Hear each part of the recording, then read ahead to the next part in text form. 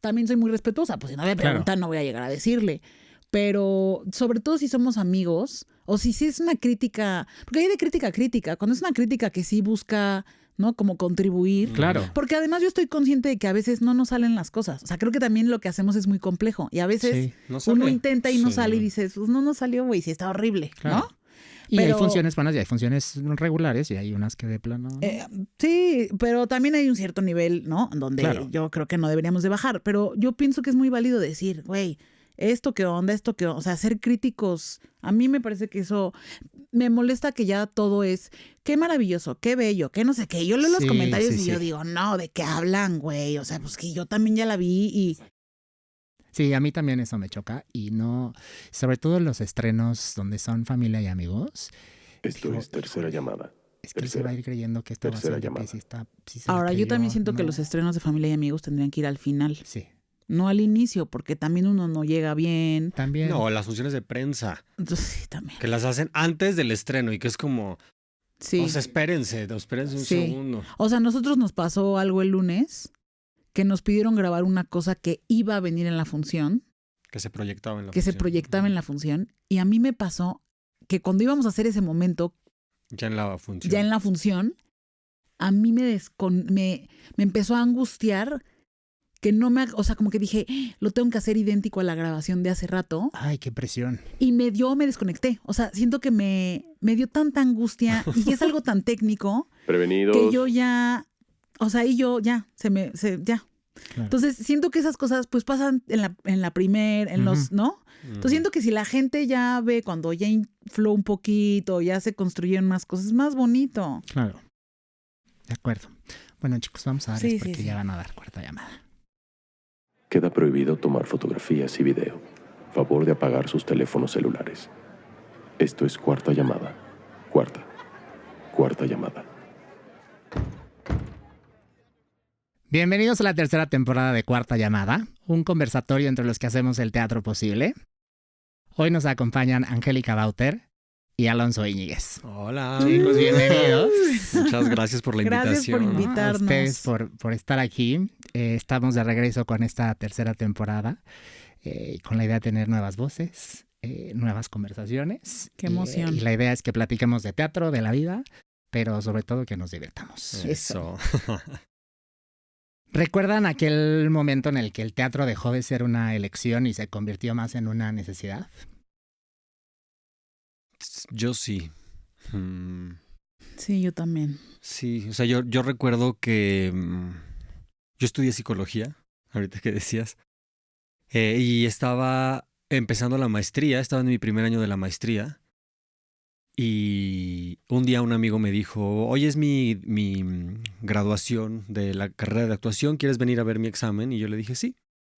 Y fui, así es un ya lo he contado esto algunas veces, pero es muy lindo porque llegué, me senté a ver una obra que me voló la cabeza y terminando de ver la obra dije, yo tengo que hacer algo aquí, no sé qué es, pero tengo que hacer algo aquí. Y regresé y vi esa obra como unas 20 y tantas veces. Wow. Ahí creo que se volvió necesidad más que... ¿Qué obra era? La boda de Bertolt Brecht, dirigida por Mauricio García Lozano. Wow, Sí. qué lindo.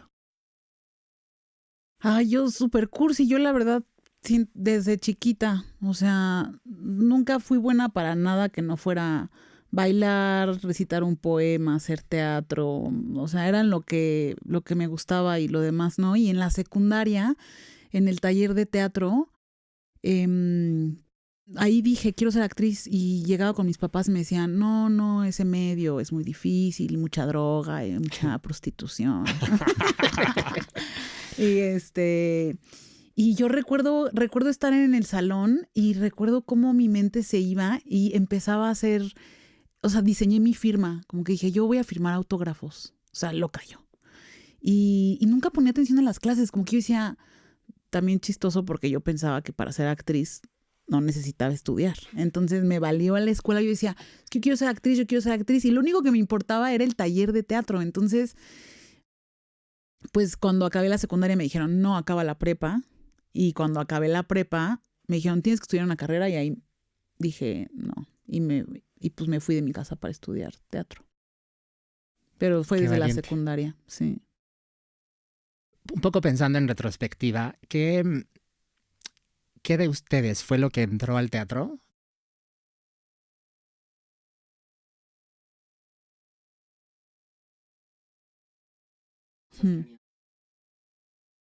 Pues yo con esta visión que tenía, llego a primero de la carrera y mi maestra fue Claudia Ríos y me destrozó. Porque yo realmente, Alonso me va a dejar mentir, que estudiamos juntos, yo venía, o sea, yo pensaba, bueno, para ser actriz, o sea, solo tengo que actuar, ¿no? O sea, también tenía como muy poca conciencia de todo. Y también creo que ahí, o sea, me lastimó tanto Claudia, que yo recuerdo que ahí algo se rompió en mí y yo pensé, bueno, yo no actúo para ella. O sea, yo actúo para mí, o sea, yo actúo porque a mí me gusta estar ahí arriba, ¿no? Entonces yo dije, y habrá gente a la que no le guste lo que yo hago, y no lo hago por ellos, lo hago porque a mí se me va la vida estar ahí. Y ahí yo dije, necesito aprender otras herramientas. O sea, esto no es suficiente para quedarme en el teatro. Y aprendí, o sea, que quería generar dinero para producir. Qué bien, ahorita vamos a entrar a ese tema. Sí. Yo creo que lo mío tiene que ver con una búsqueda de la identidad. O sea, es decir, creo que inconscientemente yo entré porque entendí que algo de ese mundo, de ese universo, iba a hacerme una persona más completa y más feliz. No lo entendía conscientemente, pero ahora a la distancia, con muchos años de terapia y con muchos años haciendo teatro, entiendo que para mí mi trayecto en el teatro tiene que ver con la búsqueda de mi identidad, no de mi identidad teatral, sino de mi identidad propia, individual, y que ha sido un trayecto súper bonito y doloroso en algunos momentos y de mucha risa, y siento que que es como un cuestionamiento no hacia qué tengo que hacer para seguir vigente, sino qué necesito hacer para estar bien yo con el teatro y seguir vibrando con el teatro en la misma frecuencia. Qué bien. Oye, ¿y te ha pasado que la psicología ha sido una gran herramienta para ponerla al servicio, tanto tuya en el sentido de actor en la escena y como director? Sí, definitivamente. O sea, a mí lo que más me gusta de dirigir es dirigir actores. Eso es lo que más me gusta. O sea, es más, yo tuve que aprender, digamos, de manera como un poco más forzada a los trazos escénicos, a las conceptualizaciones con los creativos, de las escenografías, tal. Pero para lo que tenía mucha facilidad era para ver una escena desde la escuela. Me pasaba mucho que yo veía una escena y decían los maestros, ¿quién quiere opinar? Y yo siempre era el primero en levantar la mano y siempre decía, es que yo veo que ta. Y todos mis maestros me decían como, tienes buen ojo. Y ese buen ojo era un entrenamiento de la carrera de psicología, definitivamente. Sí. Ahora que hablas de la observación, recientemente terminaron la obra de Mr. Wynn, que pues parece hablar de la belleza de eso, de mirar al otro, pero también hay algo que a mí me resulta un poco inquietante, ¿no? Porque mirar así con tanta tensión también implica una forma de poder. Y creo que esta premisa es muy poderosa, ¿no? El que alguien más pueda vernos aparentemente mejor de lo que nosotros mismos nos vemos. ¿Eso les parece profundamente humano o profundamente peligroso? A mí me parece profundamente humano. Porque también siento que, por ejemplo, yo conocí a Alonso en la carrera y yo creo que gracias también a su mirada, yo me fui encontrando. O sea, yo sí he tenido, incluso con la mirada de los que de pronto no han sido tan cercanos. No, por ejemplo, Claudia, que en su momento fue muy violenta, siento que también su mirada me transformó, ¿no? Claro. Mis maestros, de alguna forma siempre hubo algo en esa mirada que a mí me hizo evolucionar y entender cosas mías. Y creo que también el teatro te puede llevar a eso. Yo sí he tenido yo buenas experiencias con mirar al otro. Siempre lo he sentido humano. Pero creo que sí podría estar en el límite. Sí, de acuerdo. Pues sí, yo concuerdo. Creo que mirar, o sea, es decir, a veces nuestra mirada propia hacia nosotros mismos está muy sesgada por nuestra historia y porque somos quienes somos, ¿no? Claro. Y que de pronto alguien de fuera llegue y te diga algo que miró en ti, pues puede resultar liberador, puede resultar un refrescante, ¿no? O sea, a veces uno está tan enredado en sí mismo que hace falta de pronto una opinión externa que te diga, oye, pero no seas tan duro, o mira todo lo que has hecho, pero mira, y eso a veces es amoroso y es humano y es sí, o sea, yo creo que es liberador, ¿no? También es un poco lo que planteaba la obra, que el mirar te libera de ciertas cosas, ¿no? Sí, porque además todos tenemos nuestros puntos ciegos, tanto en lo bueno como en lo malo. Claro, sí. Pero de pronto también puede haber esta parte que puede ser un poco arrogante, ¿no? El querer retratar, esta idea de querer retratar a alguien y que puedes descifrar el misterio de esa persona. Es que yo, por ejemplo, siento que el proceso de la carrera de actuación, yo pienso que va de eso. Uh-huh. Entonces, siento que... Depende de quién te mira también. Ajá, y la suerte que tengas, ¿no? Claro. Creo que yo, por ejemplo, jamás he pensado que yo tengo la capacidad para dar clases. Porque siento que no, o sea, porque siento que al mirar también tienes que entender que no todos van a recibir igual. O sea, que depende, o sea, no solo es tu mirada, es los demás, ¿no? O sea, lo que le puedes decir a uno quizás puede afectar al otro. O sea, como que tienes que tener también como mucha sensibilidad para que esa mirada pues sí enriquezca y haga que el otro crezca, ¿no? Y en ese sentido yo, por ejemplo, me siento como muy... o sea, siento que es algo tan... que puede ser de pronto, también te puede tronar. O se puede volver una cosa... ¿no? Muy, o sea, pensando en la pregunta que nos hacías, siento que sí, por eso está en el límite de tronarte o de llevarte a un lugar pues sí, de luz. Pero yo la verdad es que tuve una experiencia en la carrera, incluso en lo negativo, que sí me llevó a enriquecerme a través de la mirada con el otro, del otro. Que es un poco lo que pasa en terapia, pero al final... También... La terapia es este espacio de contención que si te quiebras, ¿no? Estás en un lugar seguro, ¿no? Y siento que en la carrera estás tan vulnerable que pienso que si tienes la suerte de que alguien te mire bien, sí creo que puedes florecer. Sí, sí, de acuerdo. Oye, Angie, y pensando particularmente en tu personaje de Rebeca, ¿hubo decisiones concretas sobre tu cuerpo, de cómo se ve, cómo se mueve, cómo se presenta, que te ayudaron a salir de una idea más construida hacia algo más verdadero? Ay, es que siento que además cuando hablamos de Mr. Win, fue un proyecto que Alonso tenía en la mente muchos años atrás. 6 años. Pues yo creo que sí, ¿eh? ¿Alguien me dijo eso? Pues desde que empezó, o sea, tuvimos la primera lectura de la adaptación, la tuvimos en pandemia.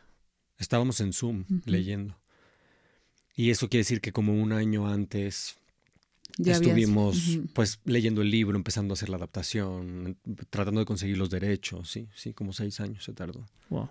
Y a mí Alonso me invitó a escuchar la lectura. O sea, no, como que Alonso no había pensado que yo fuera Rebeca. Y luego él fue a ver una obra en la que yo estaba y saliendo me dijo, me dijo, tengo que platicarlo con Chemor, pero me dijo, es que creo que me gustaría que tú fueras Rebeca. Y bueno, y en ese entonces como que siento que yo en lo personal he trabajado mucho con lo físico. Yo de niña era muy gordita y entonces como que tenía yo ahí muchos issues, ¿no? Con el cuerpo. Y entonces cuando se presenta la obra, físicamente yo creo que estoy en el mejor momento en el que he estado en mi vida. Y la obra pues habla como de ciertas vulnerabilidades que yo le decía a Alonso, a mí lo que más miedo me da es que por el físico que ahora tengo, la gente piense, ay, esa qué inseguridad puede tener, ¿no? Y de pronto yo pensaba, y yo, o sea, como que platicando yo le decía, sería, para mí la desnudez, o sea, es como si pudieras ver las heridas internas que trae la otra persona. O sea, tú ves a las personas caminar por la calle y no te imaginas realmente quiénes son. Puedes juzgarla por la ropa que trae, ¿no? O sea, creo que hacemos eso todo el tiempo, como que hay estampas que te definen. Y yo le decía, a mí me encantaría que, a pesar de que yo estoy así, yo a veces no me siento así. A veces, o sea, yo misma no me veo. Hoy me escribí con Adriana Montes de Oca y le decía, ay, es que yo veo fotos mías y digo, qué fuerte. Yo a veces no me veo así cuando me veo en el espejo, ¿no? Y yo como que hablé en ese proceso de trabajo, yo le decía a Alonso, a mí me encantaría que lográramos una corporalidad en donde más allá del desnudo, la gente pueda ver o sea, como si el cuerpo se desdibujara para ver lo que uno trae adentro. Como que esa fue nuestra búsqueda. Ya. Bueno, te digo, estás espectacularmente bella. Y es impresionante lo que haces en el escenario, porque es una transformación brutal. Entonces, siéntete orgullosa del trabajo que hiciste, porque era otro, o sea, era una Rebeca, no era Angie desnuda en el escenario. Estás bellísima. Y esa Rebeca era una cosa peculiarmente, no sé si deforme, pero como, pues, no sé, como, pues sí, deforme es la palabra que me viene a la mente, pero desde un dolor también muy profundo. Y lo hiciste increíble. Muchas gracias. Angie, ¿qué tuviste que desaprender de la imagen o del control o quizás incluso del pudor para que ese personaje pudiera salir tan lindo como salió? Ay, pues siento que, no sé, como que nunca pensamos en el desnudo realmente. Como que la construcción fue totalmente como del interior. O sea, sí había como muy claro que, o sea, yo hubo un momento donde le dije a Alonso, ¿y si buscamos unas, qué quería yo? Un día lo cité en un café y le dije, a ver, estuve pensando y le llevé varias ideas. Y yo, si logramos que el cuerpo esté quemado, y como que él me dijo, no, Angélica, me dijo, lo vas a hacer, o sea, me dijo, tú tranquila, lo vas a hacer bien, o sea, sigamos trabajando. Se va a revelar, o sea, lo que queremos mostrar se va a revelar. Y luego en los ensayos me empecé a ir en metro y a mí de pronto me da un poco como de claustrofobia. Yo prefiero el metrobús, la verdad, porque voy viendo los árboles. Y en el metro hubo algo, hay una energía, ¿no? Muy específica. Y de pronto buscaba como las miradas y empezaba a ver pues la tristeza de la gente, ¿no? Y hubo un día que le dije a Alonso, me voy a venir todos los días en metro porque creo que esta energía, esta vibración es la que tiene Rebeca, ¿no? O sea, y a ver, también creo que de pronto lo difícil en este camino que de pronto a una se le olvidan las cosas, pero por ejemplo, cuando yo empecé a estudiar en Casa Azul, yo trabajaba para pagarme la carrera y yo recuerdo la primera vez que me compré un abriguito de Zara y el abrigo que trae Rebeca era muy similar la textura. Y aparte fui hostess, entonces pues yo recuerdo esas épocas en donde estaba 8 horas parada recibiendo gente, ¿no? Y nadie te mira. Entonces, como que más que desaprender, creo que es como volver a casa. Y que era la premisa también de Alonso, ¿no? O sea, como que también siento que era un proyecto muy, muy redondo en el sentido de, yo de alguna forma también me sentía muy arropada, ¿no? Por Alonso, que me conoce toda la vida, Mauricio fue nuestro maestro. O sea, como que habían tantos símbolos. Para mí, Mauricio me enseñó a actuar. Entonces también había ahí algo donde yo me sentía muy segura de, más que físicamente, como mostrarme. Y eso, siento que también Rebeca tenía una particularidad como de entender muchas cosas con el cuerpo, no tanto mental. Y pasaba eso en los ensayos, que hablaban y hablaban y yo le decía a Alonso, ay Dios mío, es que hablan de tantas cosas tan poéticas y ¿no? Y de pronto yo decía, me da una pena hablar con, no sé, teníamos una mesa de gente así, pues, ¿no? Jacobo, Mauricio, Lucero, que hablaban así de, ay, cuando trabajé con... O sea, y sacaban unos referentes que yo decía, me da un pánico hablar, o sea, a mí más que actuar me daba pánico hablar. Pero justo también Alonso me decía, sí, pero lo tuyo es físico, lo tuyo, y sí, yo entiendo más cuando me paro, ¿no? No entiendo tanto como con la cabeza. Entonces creo que fuimos buscando todo lo sensorial y por ahí explorando. Y eso para mí fue como regresar a casa, regresar a la Angélica. Uh-huh. Si hoy le pudieras regalar algo a Rebeca, ¿qué le regalarías?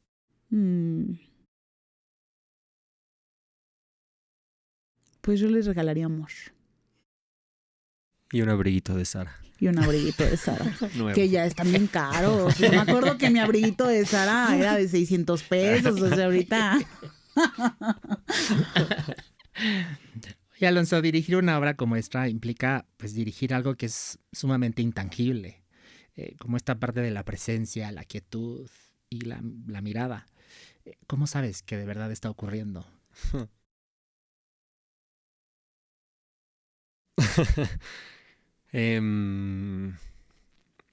Yo siento que yo soy un director que no... que siente. Siento que yo dirijo sintiendo, ¿no? Esto que dice Angie de la mente. O sea, claro, me informo, leo, estudio, hago todo lo que tengo que hacer. Pero después, estando frente a los actores, es donde entiendo si sucede o no. No de manera lógica, sino de manera energética, de manera sensorial, de manera emocional. Fue interesante, fue un proceso muy interesante en todos los sentidos, en esto que dice Angie de Regreso a Casa, de Mauricio García Lozano, que fue nuestro maestro y que fue un proceso bellísimo con él, con todo el elenco. Era interesante, o sea, hago toda esta vuelta porque era interesante las dudas que tenía el propio elenco sobre la estructura de la obra. Uh-huh. Me dijeron muchas veces, está larga, es demasiado tiempo sin texto. Y a mí hay algo de mi intuición que me decía, me tengo que aferrar a estos, esta es mi idea, esta es la columna vertebral de la obra. Es más, si quito algo, quitaría escenas y no quitaría los 40 minutos de desnudos en silencio. Había algo de, no te puedo explicar muy bien cómo lo sabía, okay. Pero lo sabía, yo decía, es aquí, es esto. Sí es raro, sí es particular, sí estructuralmente no es la típica obra de teatro, pero sé que aquí hay algo que está en mi búsqueda, ¿no? En mi búsqueda de mi propia identidad, volvemos a lo mismo, y de el regreso a casa. Para mí era importante eso. Casi toda la gente que estaba en el elenco, yo tenía alguna historia particular con esas personas y con los creativos también. Y para mí era volver a casa. Era un equipo de gente que yo he amado en algún momento, que los sigo amando, pero que en algún momento los amé con mucha intensidad, o los odié con mucha intensidad, y sabía que esa conjunción no era fortuita, ¿no? Sino que había algo ahí energético que regresaba a casa, y a los que no conocía se sumaron muy fácilmente, se subieron muy fácilmente al barco. Fue muy bonito eso. Yo estaba nervioso, sobre todo con los cuerpos artísticos que eran los que se iban a desnudar. Estaba nervioso porque pues siempre pedirle a alguien que se desnude, ¿no? En realidad, yo nunca había hecho una obra donde hubiera desnudos, nunca. Y sabía que en esta no, o sea, ya cumplí mi cuota de la vida, porque eran como 9 o 10, no me acuerdo, los que se desnudaban. Y yo decía, sé que es delicado, sé que están vulnerables, sé que están expuestos, confíen en que la luz, confíen en que de lo que estamos hablando, o sea, como que apelé mucho, sobre todo a mi intuición. No te podría dar una respuesta más concreta sobre, ay, claro, porque yo vi las pinturas de... No. O sea, es raro, era una conjunción de muchas cosas esta obra. Así es como una especie de la suma de mi aprendizaje en el teatro, de mis seres queridos en el teatro, del tiempo en el teatro, de los tempos al interior del teatro, que a mí me gusta distorsionarlos un poco a veces. Me gusta esa sensación de que cuando entras al teatro el tiempo transcurre de manera diferente, y creo que esta es la culminación de esa idea, ¿no? De sentarte y decir, aquí parece que el tiempo es distinto, ¿no? Aquí parece que el tiempo funciona de una manera distinta, y no por eso necesita ser aburrido, no por eso necesita ser lento, sino hay una especie de suspensión o de distensión del tiempo, y por ende de lo emocional, y por ende de lo pictórico, y por ende como una suma de cosas. ¿Quién sabe? Fue un devenir de muchas cosas, un poco una culminación, sí. Ahora que hablan de Mauricio García Lozano, a mi parecer es una cosa muy delicada tener que dirigir a alguien que tiene ese peso simbólico, no solo como la figura que es en el teatro mexicano, sino también el haber sido tu profesor. Claro. Cuando trabajas con alguien como él, la dificultad real está en la escena o en todo lo que esa figura representa antes de llegar a la escena. Yo creo que en la dificultad, o sea, en lo que representa antes de llegar a la escena, esa figura, porque me pasó solo un día que yo también ahí, o sea, los primeros 2 días tal vez de trabajo de mesa, yo estaba muy nervioso, era un elenco muy grande. Yo venía de hacer 3 monólogos y era un elenco muy grande de gente, como dice Angie, muy pesada en cuanto a sus, ¿no? O sea, está Jacobo, que tiene 6 Arieles y que es un músico extraordinario y un actor bellísimo. Lucero, que trabajó con Margules, con Mendoza, con Julio Castillo. O sea, es decir, es absurdo la carrera que tiene Lucero, ¿no? Mauricio, pues que es uno de los pilares del teatro mexicano. Sí, Alejandro Morales, que yo considero que es uno de los mejores actores que existen en México, ¿no? Bueno, Angie, que con Angie en realidad lo que pasaba es que era mi equipo, ¿no? Yo con Angie también. Los dos, sí, exacto. Salíamos como saliendo de Casa Azul en el primer año de, ¿entendiste? No, yo tampoco, ¿qué vamos a hacer? Pero en realidad me pasó 2 días y yo saliendo del segundo ensayo dije, no, esto no puede ser así. Y esa noche hice un trabajo mental de decir, yo soy el director, llevo 15 años haciendo esto, tampoco soy un novato, o sea, es decir, yo tengo herramientas con las cuales hacer esto, no voy a entrar en esa dinámica. Y entonces yo al día siguiente llegué y dije, a ver, tal, y tú, y acá, y lo que fue muy bello fue que Mauricio lo notó. Bueno, no lo hemos platicado nunca explícitamente, pero la sensación que yo tengo es que Mauricio dijo, ok, perfecto, ya. O sea, como que se acomodó donde se tenía que acomodar él. Y a partir de ahí jamás fue difícil, jamás fue angustiante, fue al revés, fue hermoso poder caminar este trayecto con Mauricio. O sea, fue muy bonito, fue volver a casa, en el mejor de los sentidos. Y él nos ha dicho a los dos una serie de cosas muy bellas a partir de este trabajo, pero a mí algún día me dijo, cuando lo invité a hacer Mr. Win, me dijo, había estado esperando este momento por mucho tiempo, que me parece muy bello de su parte, ¿no? Claro, es un gran halago. Sí. Fue muy lindo, muy, muy lindo. Fue una experiencia, todo, los ensayos, las funciones, fue una experiencia hermosa, el equipo, todos los creativos, sí. Qué lindo. Sí. Si hoy Mr. Wing observara con esa misma atención y escribiera sobre ustedes, ¿qué creen que se develaría? Uf.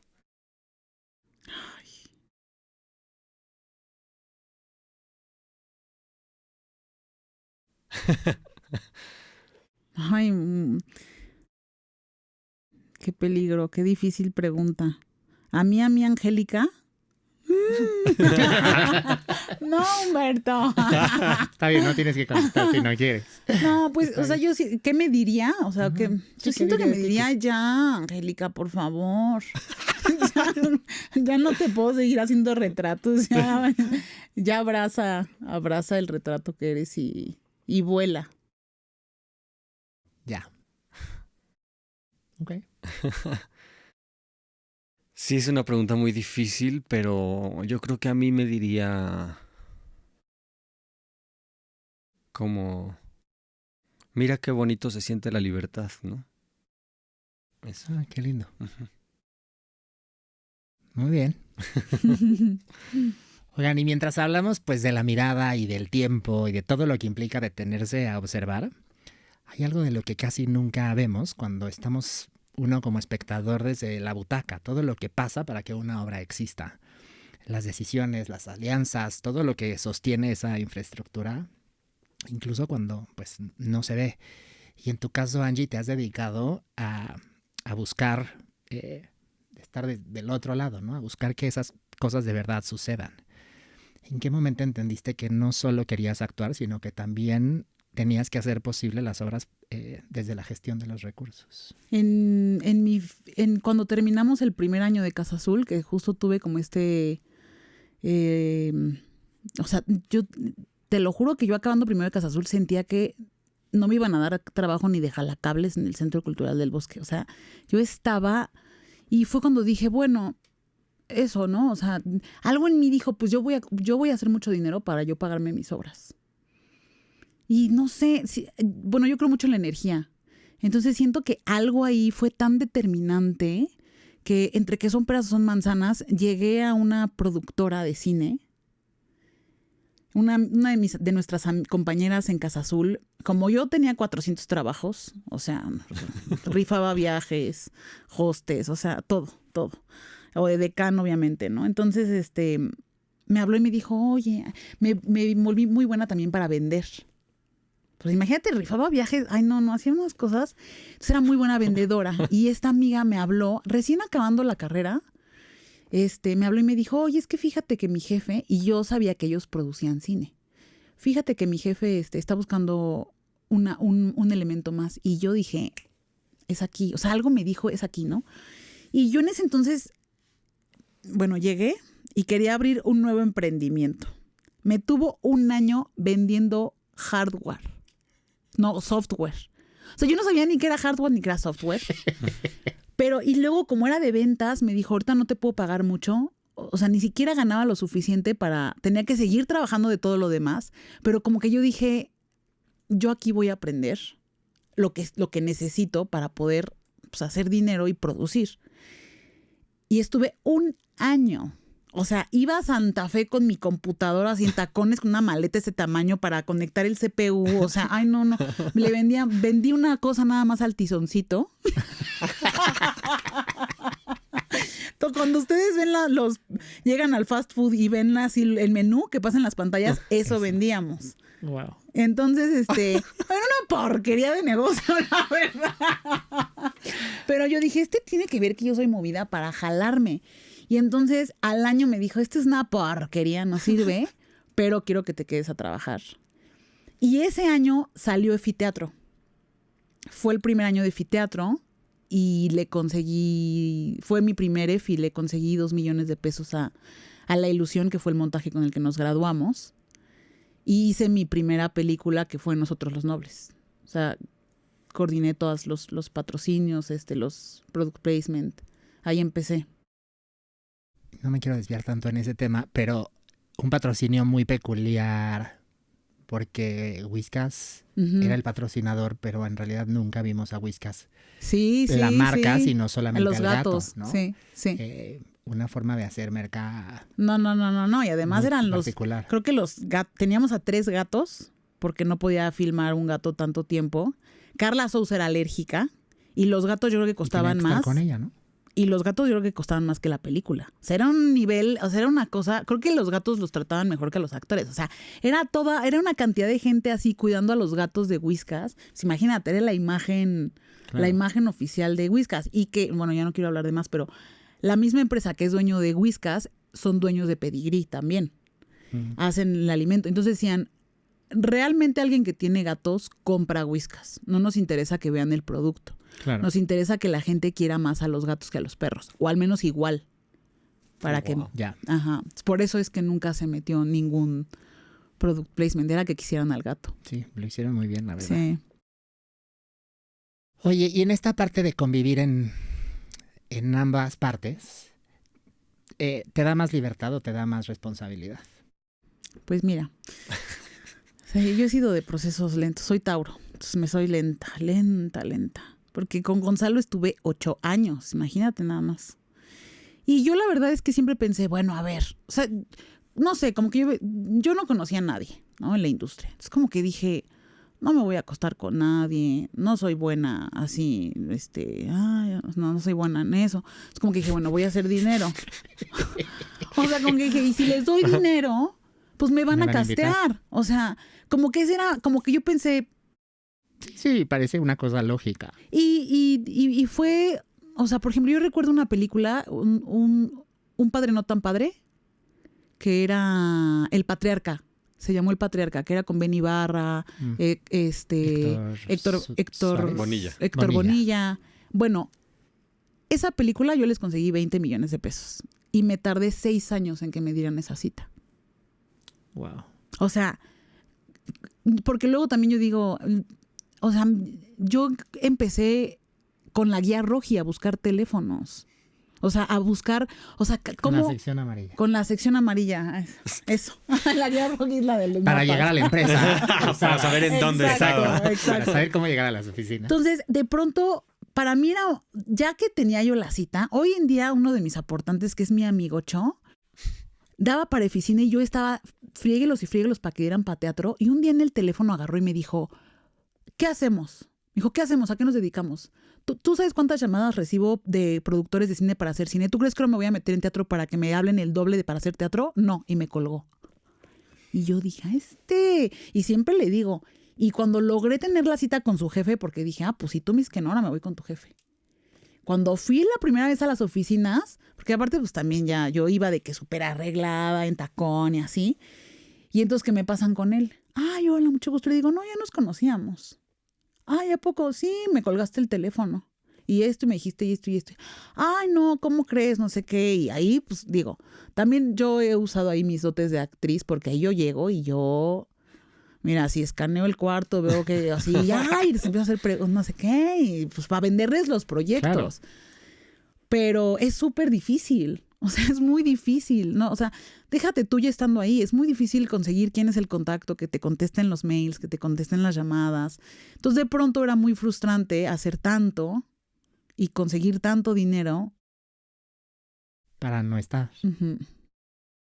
Hoy la historia ha cambiado.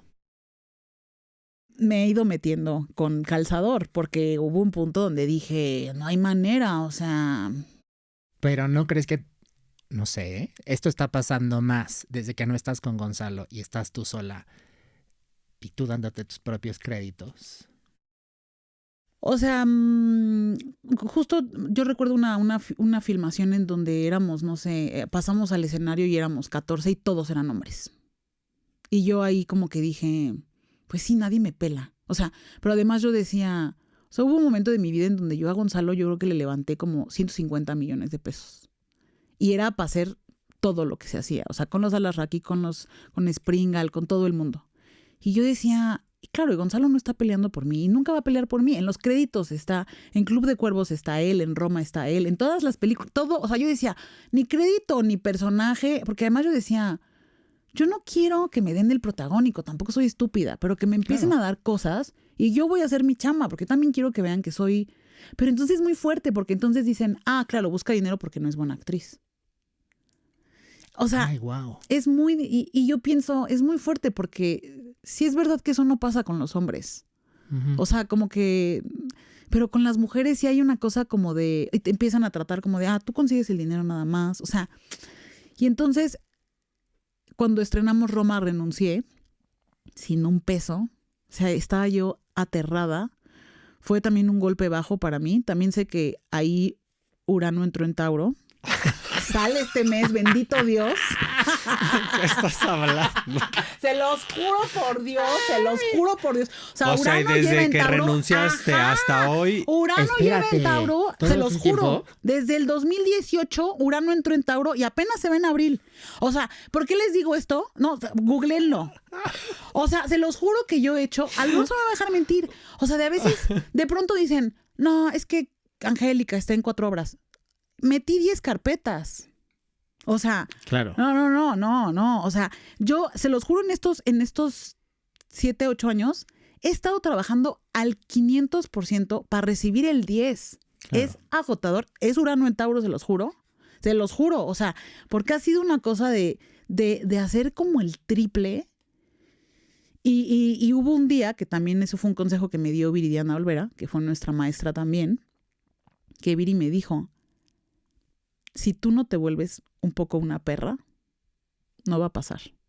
Y es un poco horrible, o sea, y entonces hasta que yo no, que eso me pasó con la película de Diego del Río, la primera, me hablaron para que les buscara el dinero y yo les dije, o sea, estaba yo así, fue la primera vez que lo hice, estaba yo temblando, eso fue en el 2019, yo me acababa de renunciar y fue la primera vez que dije, sí, pero si yo no tengo un personaje, no. Y pedirlo, o sea, yo me acuerdo que tenía, o sea, estaba yo agarrada a algo porque me daba una pena y como que me dijeron, sí, no, o sea, no creo que haya problema. Además, esa obra fue de alguna forma inspiración de una obra que habíamos hecho, que yo había estado con Diego, entonces como que... bueno. Como que me dijeron, sí, o sea, y ya ahorita empiezo a hacerlo en cine también, de decir, sí, pero... Porque de pronto yo veo como hay actrices que dicen, sí, salgo, pero yo quiero ser productora. Y yo digo, o sea, yo les estoy dando 20 millones de pesos. Sí, que difícilmente alguien te los puede conseguir. Y me pelucean. No. Y así como hay gente que dice, yo quiero mis cocas, pues yo quiero mi personaje. Pero llegar a esa fuerza de decir, yo quiero esto, ahorita ya, o sea, por WhatsApp les digo, sí, pero yo quiero esto, ya. Porque empecé en el 2018, 2019. Pero llegar a eso me tomó 8 años. O sea, yo empecé a brokear en el 2011. Wow. O sea, y ni las gracias. O sea, de hecho, no voy a quemar a nadie, pero 2 productores, o sea, no me pagaron la comisión. Wow. Sí, quémalos. Sí, o productores también de teatro que en el estreno me sentaron en las escaleras. Ay, no, qué vulgaridad. De ese sí yo me sé el nombre. Sí, o sea, también es recibir y aguantar. Sí, está tremendo. Bueno, Angie, ¿y qué pasa cuando un proyecto no se logra levantar? ¿Uno suelta o se lo queda o qué pasa? No, hombre, pues no te digo que soy Tauro. Y entonces eres persistente, ¿eh? Yo creo que eso es lo que soy, es lo que más tengo, que soy muy necia. Y como que digo, pues otra vez, no me canso. El otro día justo hablaba con un amigo, 4 años estuve intentando meter EFI Deporte. Hasta que mi esposo me decía, ya, Angélica, ya, dijiste el año pasado, dijiste la tercera y la última. Y le dije, pues la cuarta y la buena. O sea, le dije, hay que intentarlo. Sí. ¿Y ya lo lograste? Ya lo logré. Qué bueno. Sí. Oye, ¿y cuando sí se levanta, sientes que realmente nació de ese deseo o solo porque sobrevivió al sistema? Pues las dos cosas. Sí. Sí, siento que las dos. Y a pesar de esto, sí es algo en lo que quisiera seguir haciendo. Sí, yo la verdad le he encontrado mucha pasión. En realidad yo no produzco tanto, más bien consigo el dinero. Ya. Y a mí sí siento que es actuar. O sea, a mí me encanta llegar a las empresas y ponerme mis saquitos. O sea, me siento como Legally Blonde. Cuando llego a la universidad. Así, se los juro, como que... Porque además siento, hay algo en mí. También me da mucho gusto pensar que... Digo, me encantaría, no sé, tener más contactos, ¿no?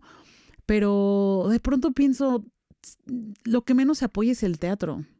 Entonces yo tengo un corazón de pollo y luego pues sí vienen y me enseñan los proyectos y así y digo, pues hay que conseguir esas empresas, ¿no? Y luego yo también sé, o sea, a mí me da mucho orgullo pensar, digo, se tiene que mejorar, pero yo creo que antes del incentivo no se podía vivir del teatro. Y a mí me da mucho orgullo pensar que hoy en día hay actores que pueden solo hacer teatro, ¿no? Que si tienen a lo mejor 3 EFIs al año, ya pueden pagar sus cosas, ¿no? Independizarse, o sea, que podemos dejar de decanear, meserear, o sea, de hacer otras cosas. Entonces a mí como que también tengo ese lado como de responsabilidad. Tengo corazón de pollo, también me he metido en muchos problemas. Luego Alonso me dice, Angélica, ya, porque luego vienen y me dicen, ya ándale, ahí ando, y luego me meto en unos problemas y digo, también tengo que aprender a decir que no.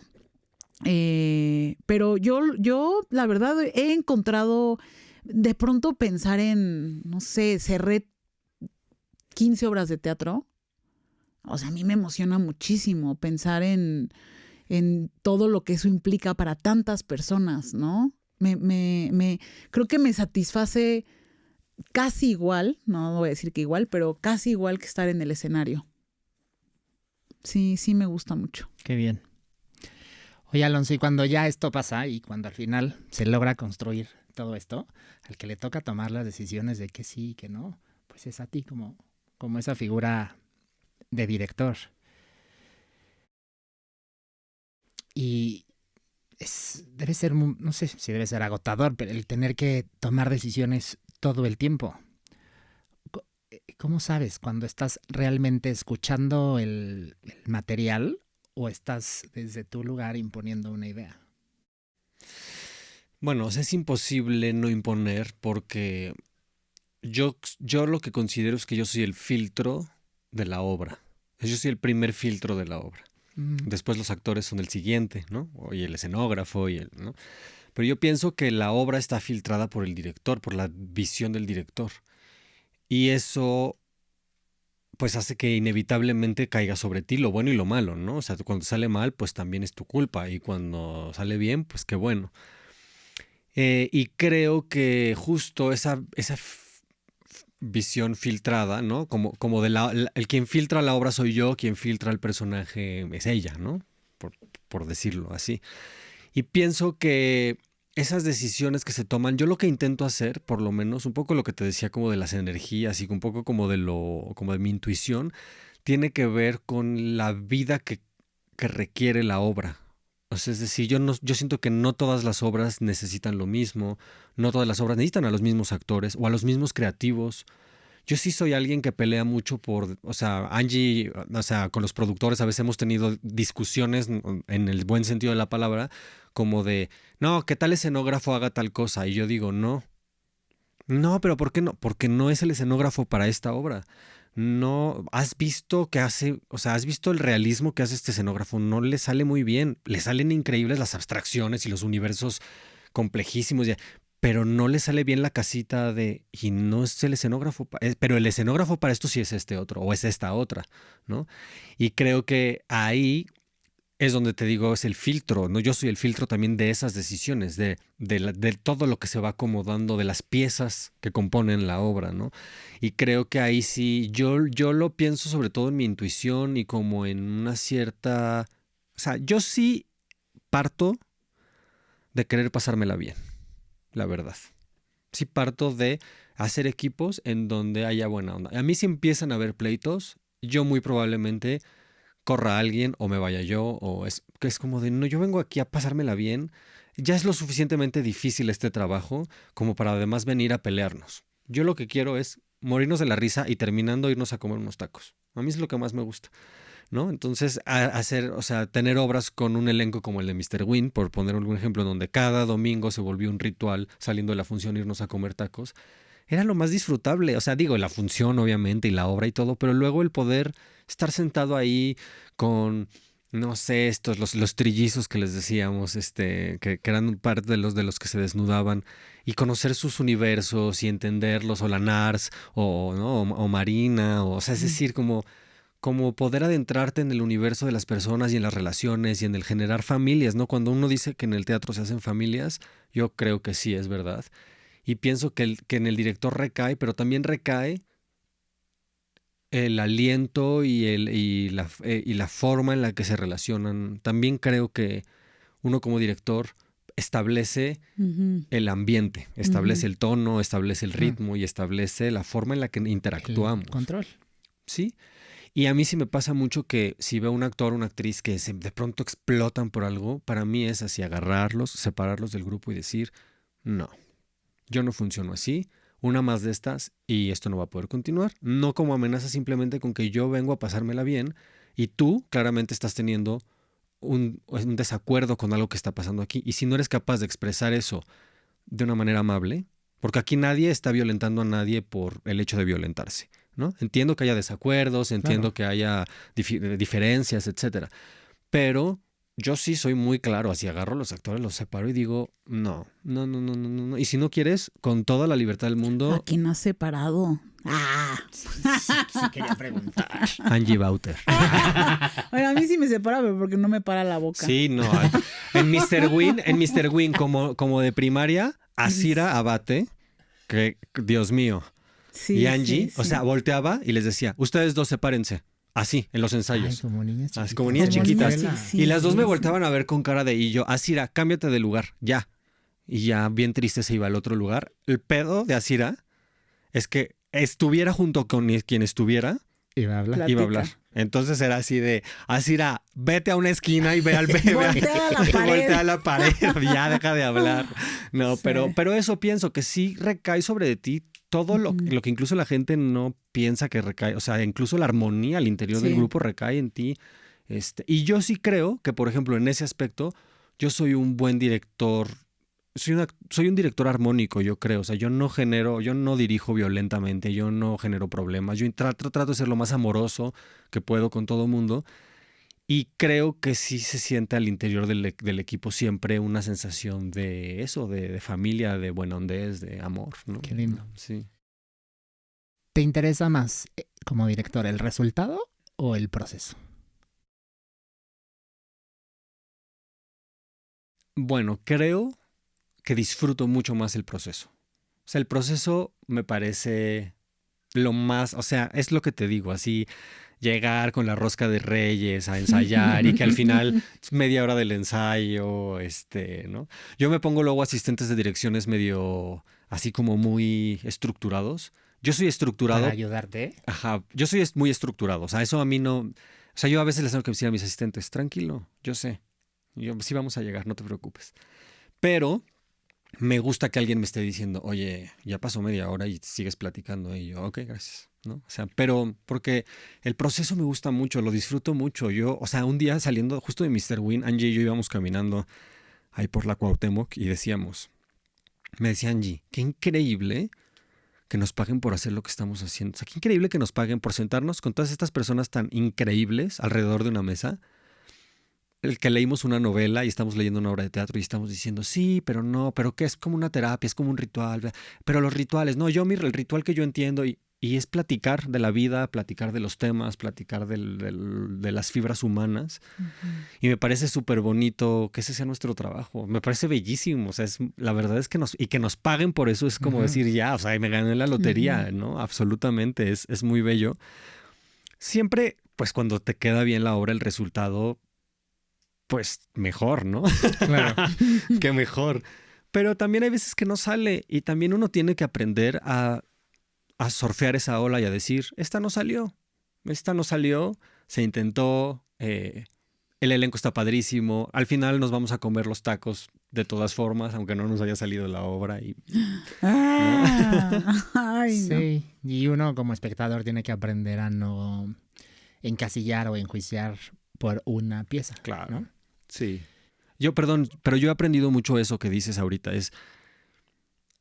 Una de mis obras no representa mi trabajo completamente. Representa un fragmento de mi historia, pero no representa mis capacidades ni de lo que soy, ni de lo que soy capaz, ni de mi trabajo en su totalidad, ¿no? Claro. Es importante entenderlo también por el bien de uno mismo. Por supuesto. Sí. Oye, recientemente dirigiste 3 monólogos, Cruz, Juicio a una zorra y Antes Después. Ahora después, sí. Ahora después, perdón. ¿Qué encuentras en este formato que no te da una obra con más actores? Mira, yo de inicio odiaba los monólogos. Los odiaba. Wow. Me parecen horribles. Bueno, empezó yo de inicio. Con 2 en ahorita, cartelera. Y dice, Muy me bien. parecen horribles. Ya sí, y se cancelan todas mis funciones, ¿no? No, o sea, yo tenía esa idea, así de que yo decía, no, qué horror estar solo en el escenario, sin que tengas réplica. Y entonces el primero que hice fue Ahora Después, con Jesús Zavala. Muy espectacular. Muy bonito, ¿no? Muy bonito. O sea, y con unas funciones agotadas todo el tiempo. Sí, eso fue impactante. Y yo lo vi la Jesús- última vez y salí y le dije, Qué cosa más ¿por bella. qué no me dijiste que esto estaba precioso? Y me dijo, pues ya te había dicho. Le dije, no, a mí me tienes que decir esto de Esto sí. verdad. Ay, pero le digo, le digo a Angie, estás loca, ¿quieres que llegue y te diga, ven a ver mi obra? Está preciosa. Pues esto Mami, de a mí verdad no, sí yo está no, precioso. Pero pues, con ese nivel de confianza sí se vale decir, exacto. no, güey, esta Fue lo sí. que le dije, No, fue lo que si le eres dije. mi amiga, ven a ver mi No, obra porque y le dije, decídelo te tú. toca. Te yo toca. hubiera venido antes y hubiera traído, o sea, me hubiera encantado que la vieran mis hermanos. Va a regresar, va a regresar. O sea, Qué bueno. Yo me tardé. Spoiler alert. Ay, Yo me en tardé ir también. Y sí dije, debí de haber venido a ver Sí, esto antes. yo pensé lo Por otro mismo. lado también dije, bueno, no, igual y qué bueno que vine ahorita porque Jesús ya trae este También. recorrido. Una grata sorpresa. A mí, justo siento eso, ¿eh? A mí me sorprendió muchísimo. Yo no me Sí. lo esperaba. Mira, no me lo esperaba de este director Sucho, dice. No, o sea, a mí lo que me pasó con Ahora Después fue, yo conocí a Jesús, pero no de manera muy íntima. Ahora sí lo conozco de manera íntima. Jesús Sí. bendito. No, nos pasó algo a Jesús y a mí que fue que conectamos muchísimo. O sea, tenemos el mismo sentido del humor, nos divierten las mismas cosas. Él es un tipo simpatiquísimo, medio hater, medio oscuro. Es padrísimo, Jesús. Ay, ya lo quiero de amigo. Es padrísimo, Exacto. padrísimo, padrísimo. Lo amo profundamente. Y lo que pasó es que se generó voy a regresar al lugar común del que hablo siempre, pero se generó un equipo increíble. O sea, la productora Samariana, Tagle, que hizo la escenografía, la iluminación, Jesús, Quique, que fue nuestro asistente. Éramos nosotros en realidad los que nos fuimos de gira, y fue tan bonito, fue un equipo de esos que sí se vuelven familia, de vámonos por las carnes en su jugo en Guadalajara. O sea, fue muy, muy, muy, muy lindo. Pero como director, pues lo que te pone a trabajar es en que de pronto no hay la facilidad de, pues tienes al otro actor enfrente que te está dando la réplica, sino de modular los personajes, el tono al interior del propio actor, de decir, pues puedes ir de aquí para allá, ¿no? En un monólogo además dramatúrgicamente complejo. Ahora después, Ujú. yo pienso que tal vez a nivel, bueno, y Juicio a una zorra también, pero la dramaturgia de Guido Zappacosta, que es diferente, no es una historia lineal, sino es una cosa medio repetitiva, ¿no? Repite todo el tiempo, mi casa alquilada, no nuestra, que y luego y luego regresa, pero mi hermano siempre enojado, no sé qué, ¿no? Que es muy bonito, es bellísimo el texto. Y yo creo que Jesús logró hacer lo suyo y ahí aprendí eso, como el entender que tengo que sacar más recursos expresivos y escénicos para el monólogo, porque el otro está dado por sí. Tienes a 2 personajes hablando y tienes una conversación. Aquí no, ¿no? Aquí la conversación la tiene que hacer el mismo actor, que podría sonar muy fácil, pero la realidad es que no, porque también al interior de los actores, pues esta cosa de estar switchando, no pasa mucho en los 3 monólogos, pasa mucho en Cruz, que es que él tiene que hacer todo el tiempo, está haciendo todos los personajes, excepto por el que, bueno, va guiando uno de los personajes. Bueno, pero después de eso estrené Juicio a una zorra con Itatí, que a Itatí también, a Itatí la conozco hace muchísimos años, fui asistente de dirección de 2 obras en las que ella participó y desde ahí nos volvimos muy amigos. En una de esas obras yo me la llevé de gira, o sea, el director no iba, el director era Francisco Franco y no iba y entonces yo me llevé la obra y nos volvimos así, es lo máximo, es divertidísima. Y yo, cuando me ofrecieron Juicio a una zorra, yo leí el texto y dije, esto está difícil, o sea, es un texto complicado, es un texto que está lleno de referentes, que si ella no sabe, si no tiene claridad de los nombres, de quién hizo qué, es un texto en el que te puedes perder. Mucha gente se pierde naturalmente porque son muchos nombres y tal. Pero lo que tiene Itatí es que tú le dices, aquí entras dando vueltas de carro y ella te dice para adelante o para atrás. O sea, es una actriz que tiene una garra actoral, una potencia emocional. Es brutal trabajar con ella. Y ahí en ese pues fue clase, yo les di clase de mitología griega. O sea, estuvimos así años así de que una línea temporal, qué pasó con, o sea, una cosa así. Y después hice Cruz, y Cruz ha sido también otro de esos encuentros bellísimos con Alejandro, que es uno de los actores más disciplinados, responsables, con los que he trabajado en mi vida, increíble. Ahora está cansado ya, yo ya lo siento, está muy cansado y vamos a parar porque yo digo, para que esto vuelva a vivir de la manera correcta, necesita parar. Está muy bien todavía, está muy bien, pero es un texto muy difícil. Es un texto muy difícil, que exige mucho a nivel vocal, a nivel energético, a nivel físico, ¿no? Es una locura, es una vorágine del tiempo acelerado, ¿no? Un poco lo que sea del tiempo, es como el tiempo acelerado. Pero eso, he aprendido a que necesito recursos expresivos, teatrales, escenográficos, de luz, musicales, de voz, de tonales. O sea, como que he tenido que hacer uso de esas herramientas que yo también tengo para poder guiar a estos dos actores y esta actriz, a estos tres maravillosos actores, pues a llegar a un lugar en el que la obra pueda pasar, no se vuelva aburrida, tenga matices, tenga también un cierto sentido del humor, ¿no? Que a mí me gusta, etcétera, ¿no? ¿Cómo logras que no se sientan solos? Pues es interesante. Con Jesús pasó una cosa que tenía que ver también con una historia personal. A mí me ofrecieron el texto antes de que Jesús fuera quien iba a ser, y yo barajé ciertos nombres que Jesús siempre ha querido saber cuáles son, pero nunca los va a saber, nunca se lo vamos a decir. Y le mandaron el texto a Jesús los productores como en una de las opciones, y el papá de Jesús creo que murió cerca de la pandemia, y Jesús me mandó a mí un mensaje, una nota de voz, que yo no podía decir que no. Fue como, el texto es para él.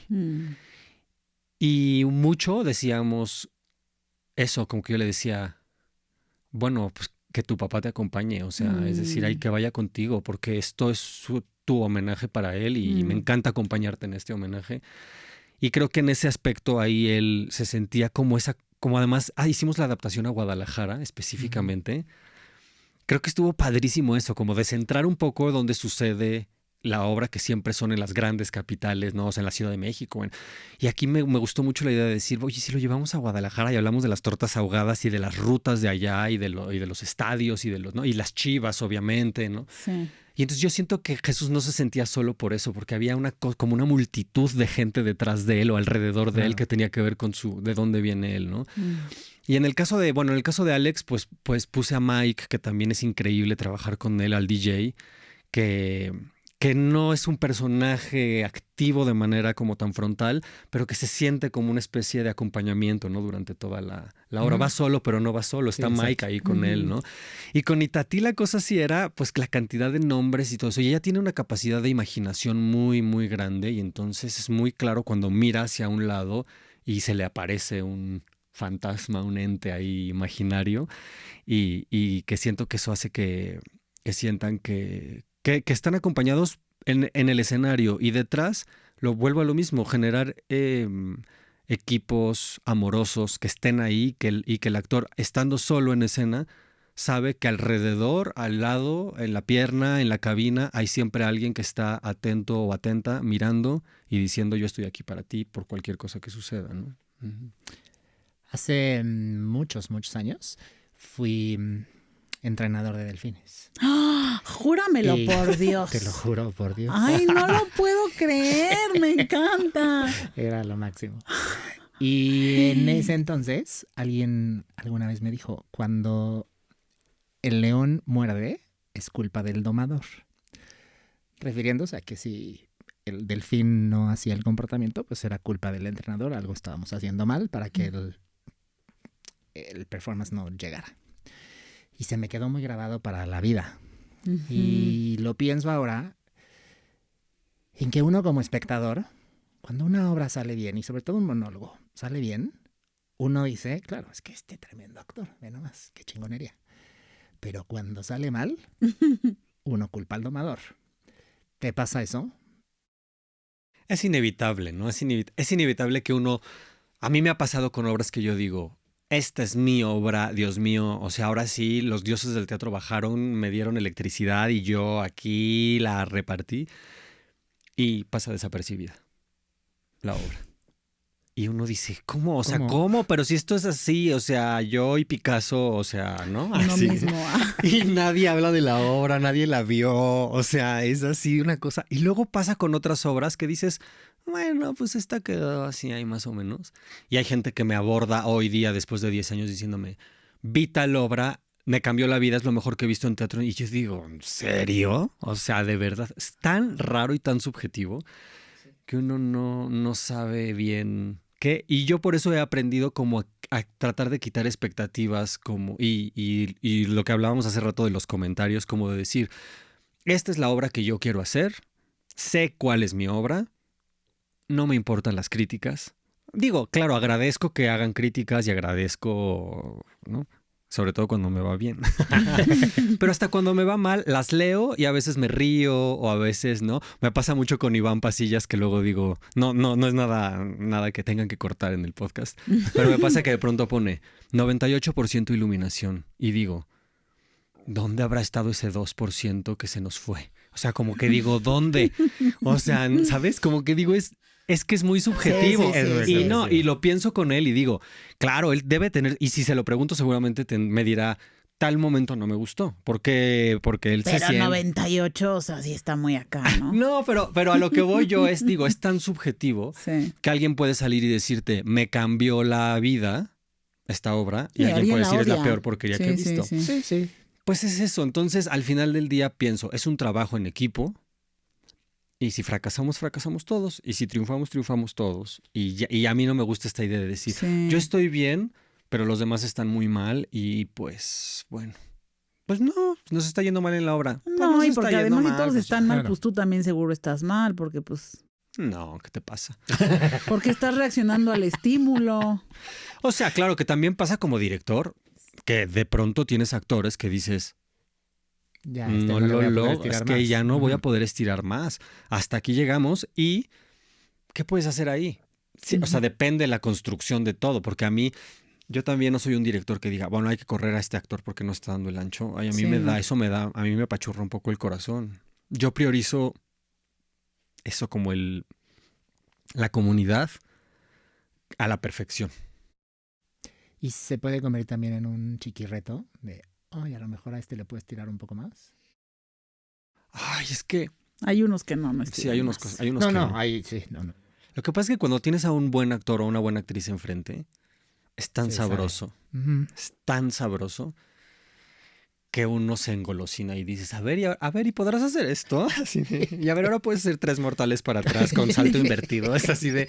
Y es muy, muy divertido. Y sobre todo cuando un actor o una actriz... O sea, me pasa con Angie claramente, ¿no? Me pasa con Adriana Montes de Oca también, que he trabajado muchísimo con ella, que es, ya las volteo a ver y ya saben lo que les voy a decir. ¿No? Y es súper padre eso. Es como muy amoroso, sí.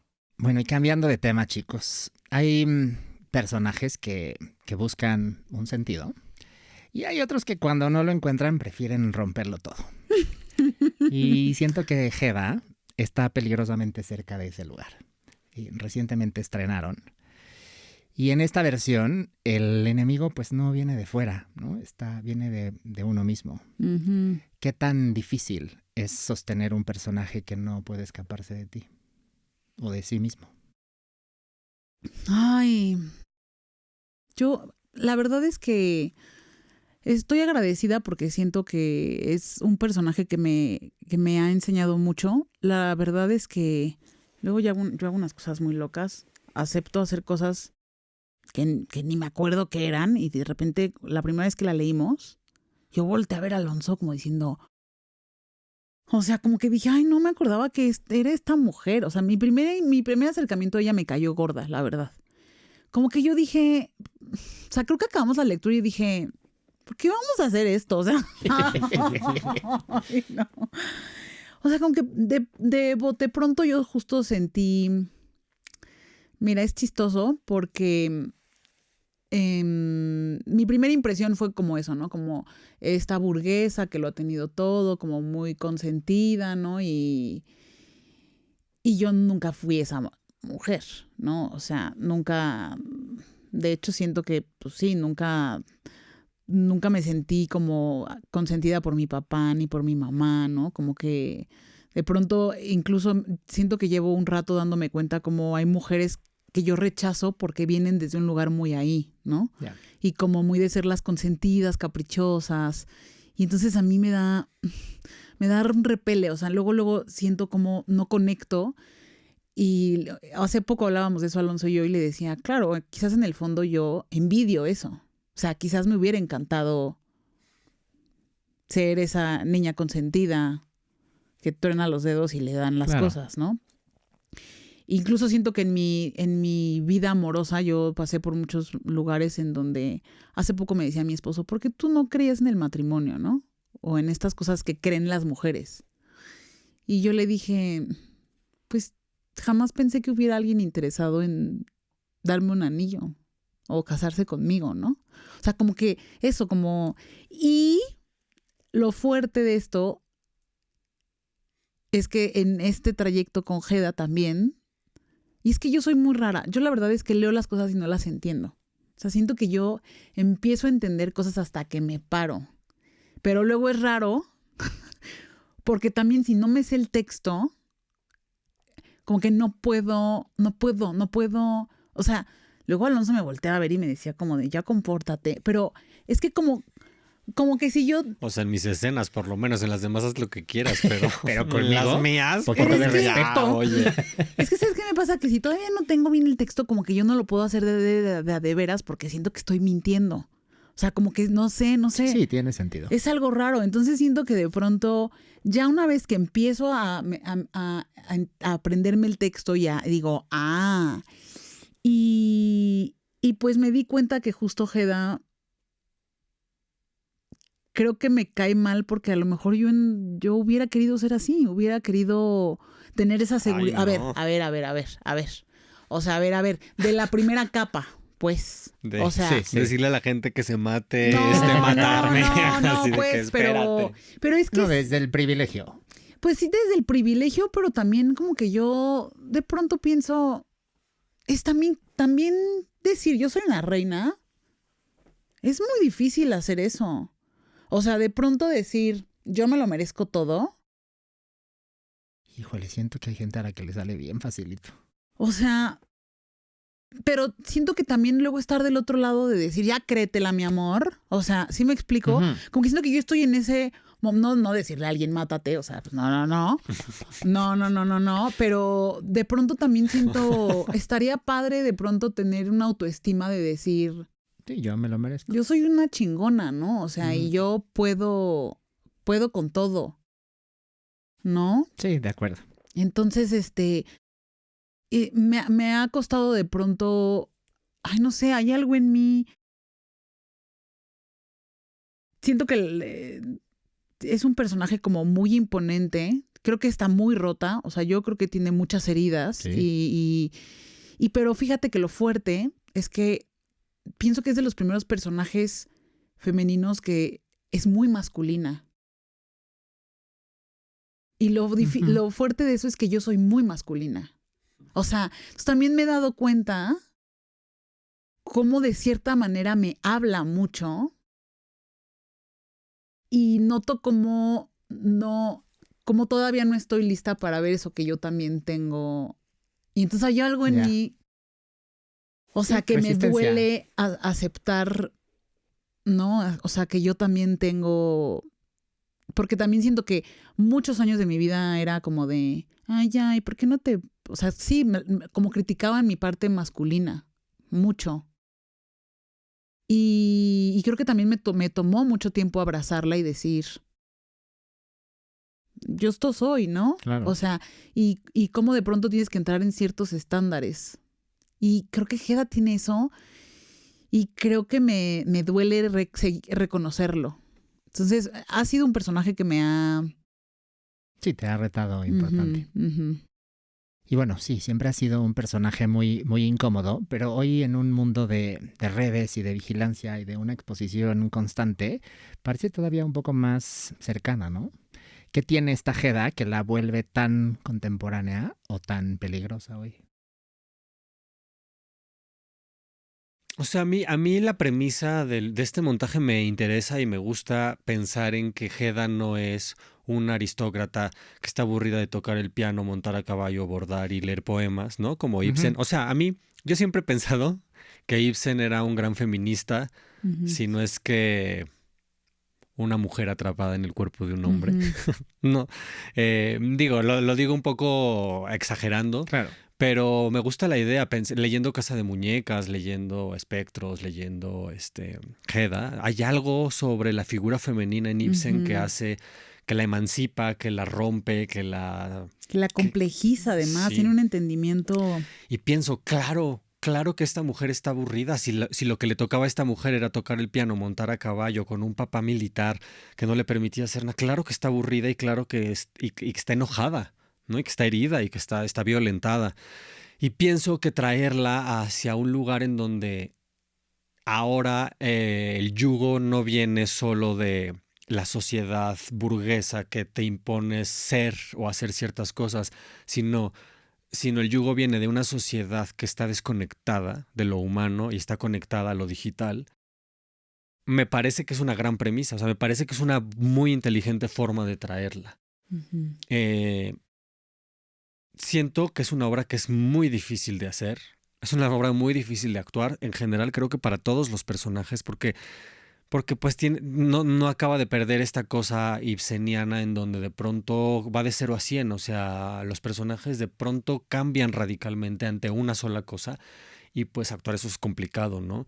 Y yo creo que el acierto está en esta mirada novedosa y actual sobre una reflexión, decir, estamos sobre digitalizados, estamos conectando poco en lo humano y entonces hay gente que puede sentirse en el lugar en el que se siente Hedda, ¿no? Creo que ese es el gran acierto de esta apuesta, ¿no? Para mí. En esta versión hay algo muy fuerte porque es una casa gobernada por la inteligencia artificial y es un sistema que observa todo. ¿Qué cambia en el personaje cuando ya no solo está siendo observada por otros, sino por algo que nunca deja de mirar? ¿Tú sientes que hay una diferencia? Pues yo siento un poco que ella no se da cuenta, o sea, que siento que estamos en ese lugar todos como sociedad, que no nos estamos dando el nivel de poder y control que tienen, que le estamos dando a las redes. Claro. O sea, yo siento que ella está, como que hay una cosa de que lo nota, pero no hasta qué punto. Pero no está tan consciente. Ajá. Y siento que, o sea, es que me parece devastador el poder que le hemos dado a lo digital, sí, ¿no? O sea, porque siento que no alcanzamos a ver lo que va a suceder. Las consecuencias. Ajá. O sea, yo de pronto empiezo a ver amigos que ya no suben fotos reales. O sea, todas sus fotos están pasadas por inteligencia artificial y yo ya decidí que no ni like les voy a poner porque me parece que es fomentar, de acuerdo, ¿no? O sea, y entonces, y siento que ella está en ese lugar, que lo rechaza, pero tan se le olvida. Claro. Que no, o sea, y siento que estamos ahí, pues. O sea, siento que ella también en esta sorpresa de decir, no lo vi venir, a mí me gustaría que la gente pudiera decir, ¿y si nos pasa eso? O sea, ¿no? Como de hoy, o sea, ¿hasta qué punto yo estoy compartiendo, no? Creo que Hedda pues no es una víctima fácil, ¿no? Es muy incómoda, es contradictoria, incluso puede ser hasta cruel, ¿no? Y creo que en esta versión se habla mucho del vacío, de esta incapacidad de encontrar sentido. ¿Les ha pasado a ustedes algo similar de en algún momento tener ciertos vacíos y no encontrarles por dónde? Sí. Sí, yo sí, definitivamente. Y pienso que tiene que ver con esto de lo que hablaba hace rato de la búsqueda de la identidad. Ahí hay ciertos momentos de crisis en donde uno siente que no sabe para dónde, ¿no? No entiendes bien cómo encajas en el mundo, no entiendes bien, este, cómo, para qué sirve lo que haces, ¿no? Hay esos momentos que a mí me han pasado como de crisis que de pronto que creo que ahí es donde el enfoque, volvemos a lo mismo, ¿no? Como a la mirada interna y la mirada externa. Y ahí es cuando yo pienso que tiene que pedir ayuda de una mirada externa, porque a veces ese vacío y esa crisis resulta demasiado inmensa y demasiado sobrecogedora, y no te das cuenta que en realidad no está tan grave. O sea, que es mucho más el tormento interno el que te hace estar en esa crisis, cuando de pronto alguien de afuera te dice, pero tal y tal y tal cosa, y dices, sí, no había pensado eso, estoy enredado en mí mismo, ¿no? Estoy dándole vueltas a un solo tema y no me doy cuenta de todas las otras perspectivas que hay al interior de esta misma crisis, ¿no?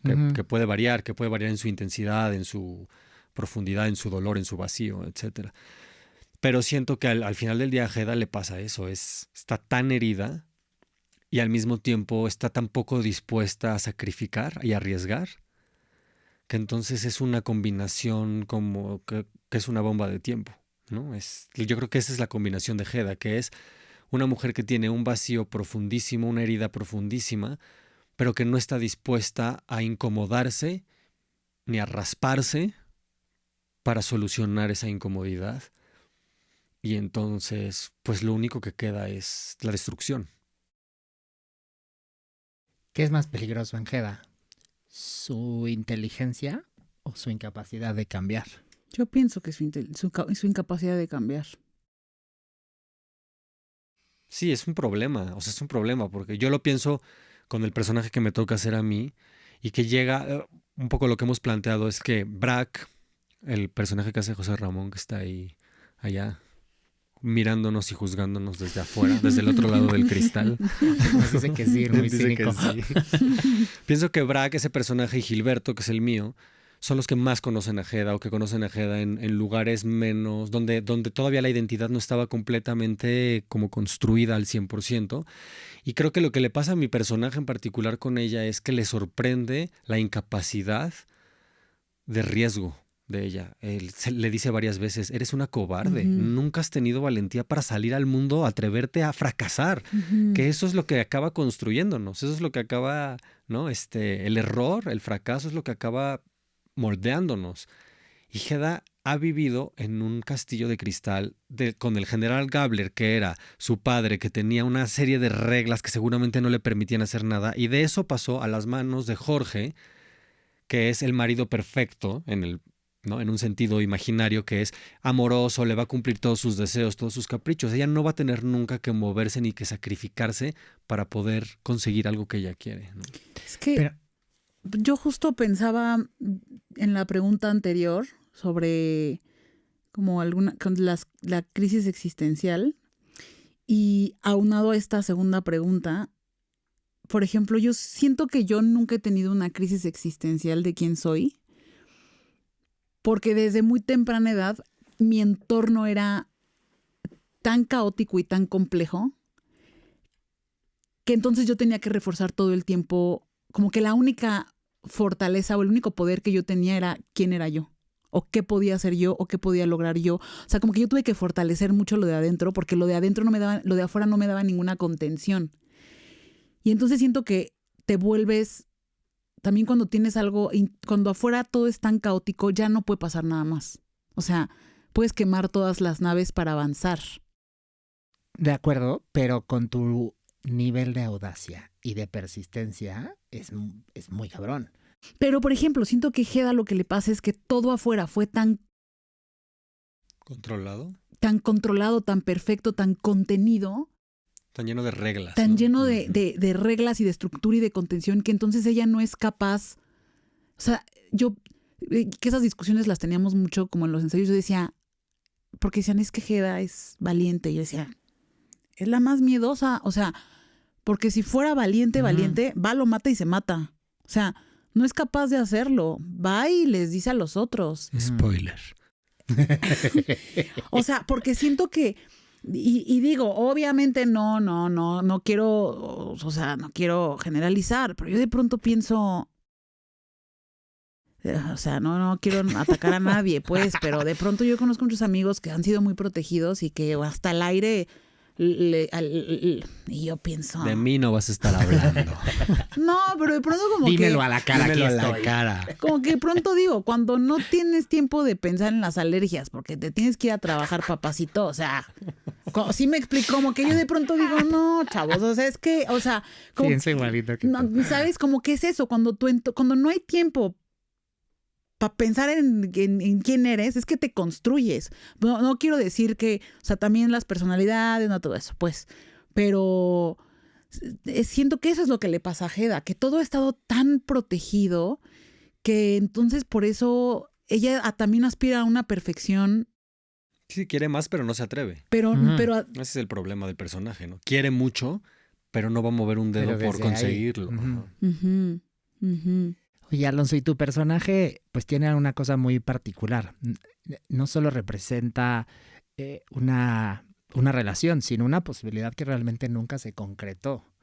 ¿Cómo se construye algo que pesa tanto, pero que en realidad nunca ocurrió?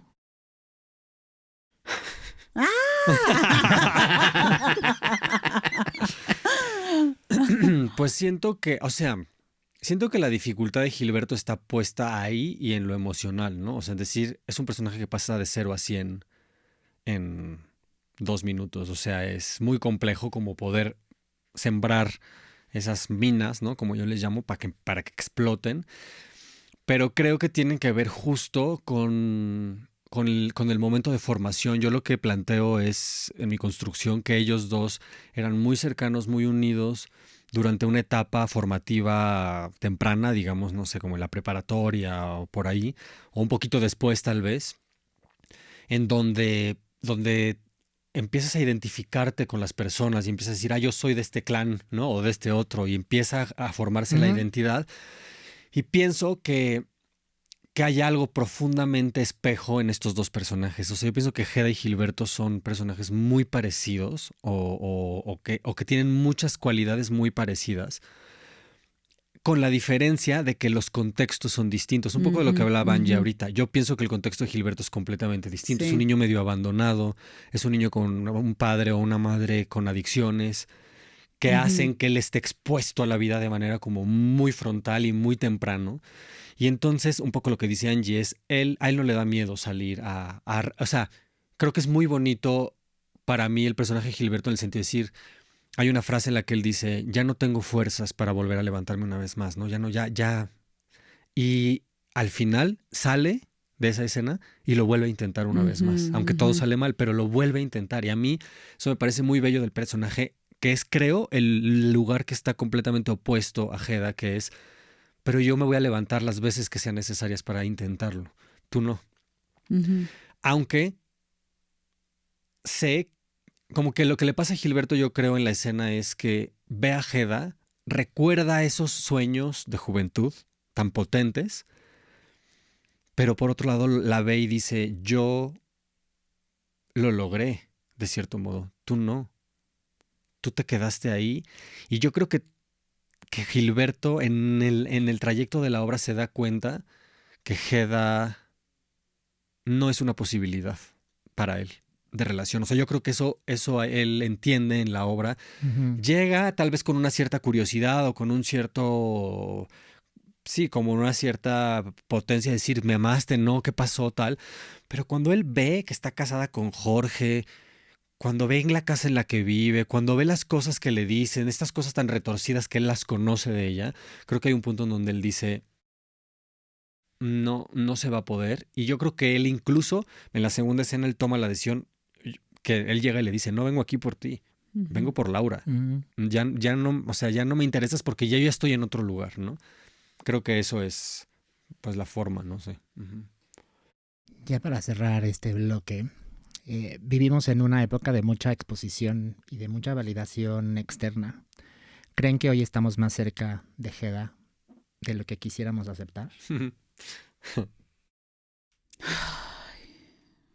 Sí, es muy fuerte. Siento que estamos en un momento histórico donde más conectados estamos aparentemente, pero más desconectados y más perdidos. Entonces, y lo que además me parece todavía más triste, es que esta ilusión que te construyen las redes, ¿no? O sea, como de... El otro día me salió, creo que en Instagram, una cuenta que dice datos importantes que hemos olvidado gracias a las redes sociales.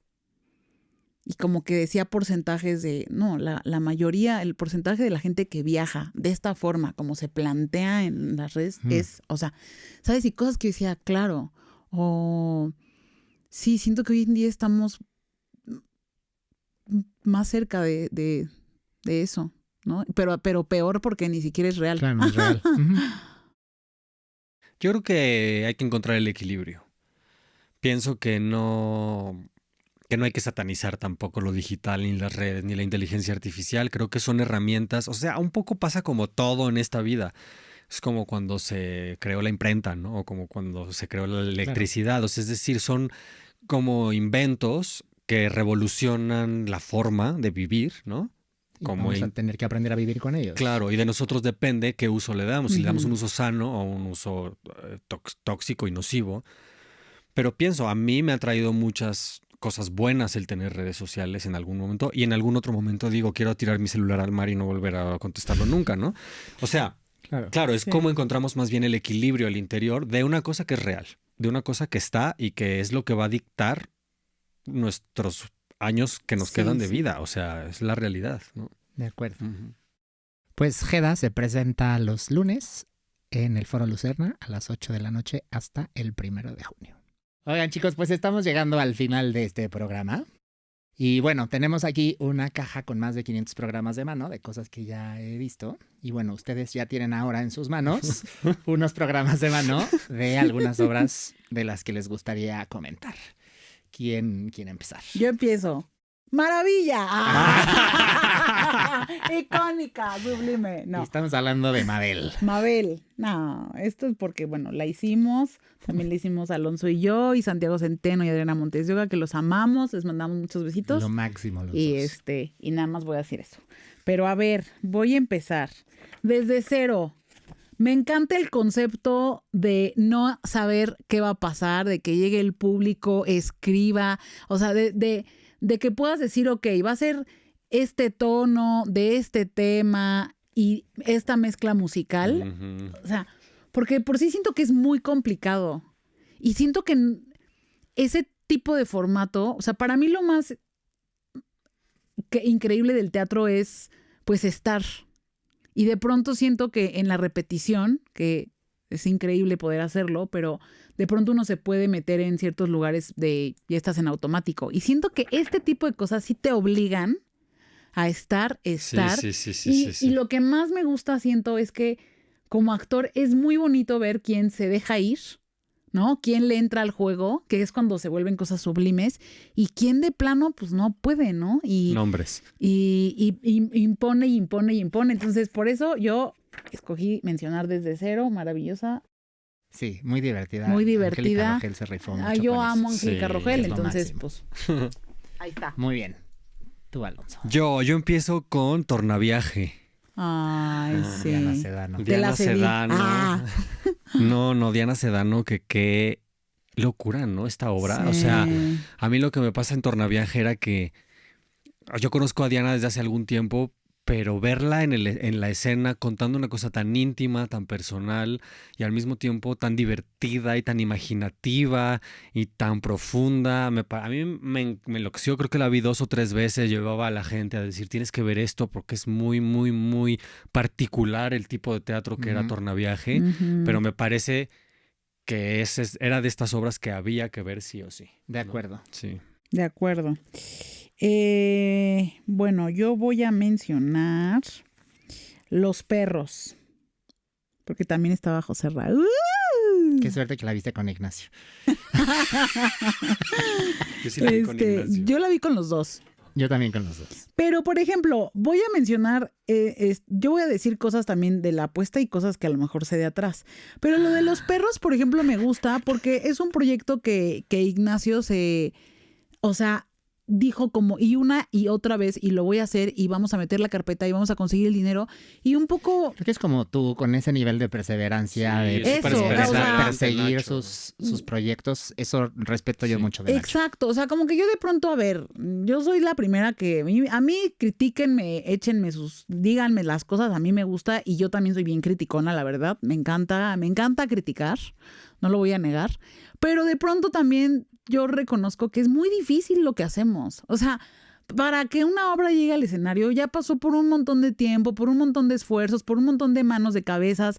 Entonces, como que más allá de la crítica, yo, aunque de pronto hay algo que yo diga, ¿qué es esto? Pero yo sí aplaudo pues que lo hagamos y que quememos las naves para hacer los proyectos en los que creemos. Y entonces siento que por eso vale también la pena apoyar pues el teatro. De acuerdo. Muy bien por Nacho. Yo sigo con Tebas Land. Ay, sí, nobrón. A mí me pasó una cosa interesante. Yo fui con alguien que no se dedica... fui con alguien que no conocía a Manuel. Y entonces, como empieza la obra, yo había trabajado con Manuel antes, entonces yo lo conocía. Entonces, para mí la sorpresa no fue tanto, pero ver la reacción Iba con Diana Bobbio, justamente. Y me acuerdo de ver la reacción de Diana, de todo el tiempo estarme volteando a ver, diciéndome, ¿esto es en serio? Y yo como que dije, no quiero romper la fantasía. Y entonces yo le dije, pues no sé, yo creo que sí. Y entonces me acuerdo cómo iba avanzando y avanzando y avanzando la obra y que era como de, ¿qué es esto? O sea, ¿qué es esto? ¡Qué locura! ¡Qué increíble texto! Manuel estaba espectacular. ¡Qué actores! Sí. Mauricio, yo también me encantó lo que estaba haciendo ahí. O sea, no sé, a mí me gustó, me gusta la dinámica de la obra, me parecía súper... Y el texto es de Blanco, ¿no? Es de Sergio Blanco. Me parece increíble, o sea, me parece que es brillante, la verdad. Sí, de acuerdo. En la temporada pasada vino Mauricio y hablamos mucho de Tebas Land y de todo el proceso. Qué delicia de obra. Sí. ¿Tú quieres hablar de alguna más? Voy a hablar, ay, Diosito, bueno, de Pilón. Una más, la que tú quieras. Buenas personas, que es la primera vez que yo vi a Montse Marañón en escena. Ay, la amamos profundamente. Es la mejor actriz. Amo a Montserrat Marañón, mexicana de mi corazón.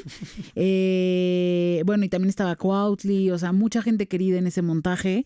Y recuerdo que a mí Montse me atravesó, o sea, no recuerdo si la vi antes, pues, pero yo en este montaje sí, la habías visto antes en uno mío, qué poca. ¿En cuál no la vi? En El Buen Sazón. No la vi. No vi El Buen Sazón. ¿Qué? Fue en mi época. Saben que cancelen este podcast, por favor. Luego hacemos un podcast para hablar de mi persona. época oscura cuando estaba en una secta. Sí. Suena chiste, pero no es chiste. Pues estaba en la secta, no fui. Discúlpame. Entonces, cuando vi a Montse, me encantó. Y yo creo, la verdad, que amo a Diego del Río. Creo que es de sus mejores montajes. A mí me encantó. Y por eso lo agarré. Muy bien. Y yo tengo Algodón de Azúcar. Uf. Que la verdad es que hice una buena selección. Muy bien. O sea, como que me cubrí muy bien. Sí. Iba a agarrar Noche de Reyes, pero no me dejaron. No, aquí, sobre todo aquí pienso que todo el universo construido, la dramaturgia, Romina, bueno, todos los payasos, ¿no? Alejandro, que yo insisto que es de los el mejor actor de sí, México. De o sea, ¿qué le pasa a Alejandro Morales? Alguien dígale que ya pare, sí. por favor. Que se retire en este instante antes de que fracase. No es cierto. No, o sea, además Alejandro lo que tiene es una cosa, yo en Mr. Win le decía a Alejandro, me da pena. O sea, como que metimos la carpeta y yo le dije, fírmame, ¿no? Y firmó. Y cuando leímos el primer día, yo me acerqué con Alejandro y le dije, me da pena que hagas estos 3 personajitos. O sea, me da pena. Tú podrías hacer Mr. Win, ¿no? O sea, sí, totalmente. Y lo que me contestó fue, ay, yo te quiero mucho y siempre a veces tenemos que contar historias, no importan los personajes. Y yo dije, pues claro, y por eso hace cosas como esta, Alejandro, ¿no? O sea, y bueno, y la dirección de Gabriela, que estaba espectacular. O sea, Todo pienso era, que estaba muy bien sí. en todos los sentidos. Totalmente. Sí, muy, muy bien. Bueno, ¿qué fue lo último que vieron? Ay, Yo, Dani y el profundo mar azul, con Samantha y Javi, que se lo dije a Javi, yo trabajé con él en Pulmones, ¿no? Que creo que fue de sus primeras obras como a nivel profesional aquí en México, porque él es del norte, igual que Samantha, los dos son norteños. Y yo le decía a Javi, lo que yo vi en escena así es increíble, su crecimiento, su contundencia, su sensibilidad, ¿no? Bueno, de Samantha ya trabajé con ella en Sueño de una noche de verano y ya la conocía todo, pero con Javi fue una vez que estuve verdaderamente como impresionado de lo que estaba viendo yo en escena. Me pareció redondita, poco pretenciosa, simple en su puesta. Pero recargada en el lugar que tenía que estar recargada, que era lo actoral, y que me pareció increíble y les aplaudo. Y creo que, no sé si ya acabaron o están a punto de... No, creo Están que por les terminar, les faltan un par de Ajá. funciones. Vale la pena que la vayan los a ver. miércoles en la teatrería. Yo lo último que vi fue Échame a mí la culpa en El Vicio, un espectáculo de cabaret de Carlos Alexis, y tiene una compañía de cabaret con sus compañeros de la ENAT, y a mí me da como, pues sí, me alegra mucho porque veo sus preocupaciones, ¿no? Convocando para que se le llene el teatro y no le cobren la taquilla. Y nosotros, nuestra primera obra de teatro cuando salimos de Casa Azul fue ahí en la capilla, y creo que ganamos 500 pesos. Sí, literal. Mi primera dirección, la primera hora en donde, sí. Y conseguimos este vestuario de aquí, este vestuario de allá. Cada quien trajo cosas de su casa. Cuando tienes que trabajar pensando en, no va a haber escenografía, entonces ¿cómo resolvemos, no? O sea, no tenemos dinero, entonces esta escena, ¿cómo la logramos hacer sin nada? Y entonces, de pronto también los veo, ¿no? A las nuevas generaciones. Y además, Carlos hace una cosa interesantísima. Carlos ama a Morena, yo creo que más que a su familia. O sea, no tienen una idea de pleitos que hemos tenido. Bueno, no vamos a hablar de política aquí, pero sí critica un poco cómo están sucediendo las cosas, y él hace un personaje de el de TV Azteca, que debe el dinero a Hacienda.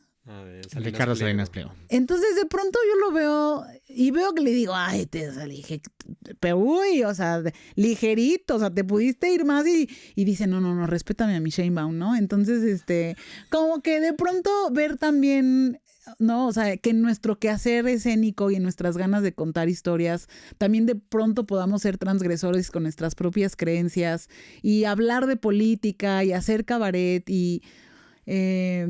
ese día la madrina del arranque fue Majalat, ¿no? Y de pronto eso, como cobijar también a las nuevas generaciones que apuestan por lo que ellos quieren contar. Y además yo pensaba, órale, que un chavito, o sea, lo que hablábamos hace rato, como en este mundo tecnológico, digital, en donde pudiera parecer que de pronto estamos más interesados en los filtros y en otras cosas, de pronto ver a alguien tan joven, sí interesado en la política y metiendo, ¿no? Él escribe el texto, o sea, unas bromas de pronto tan inteligentes que yo decía...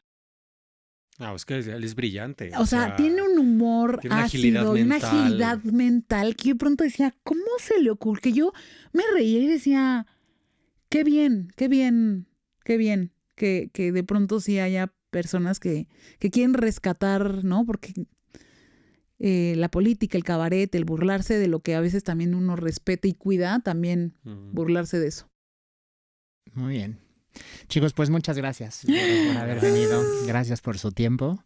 Respeto mucho el trabajo que hacen y entonces nos da mucho gusto que nos hayan podido acompañar. Muchas gracias por invitarnos. Gracias. Con mucho gusto. Gracias, Joserra.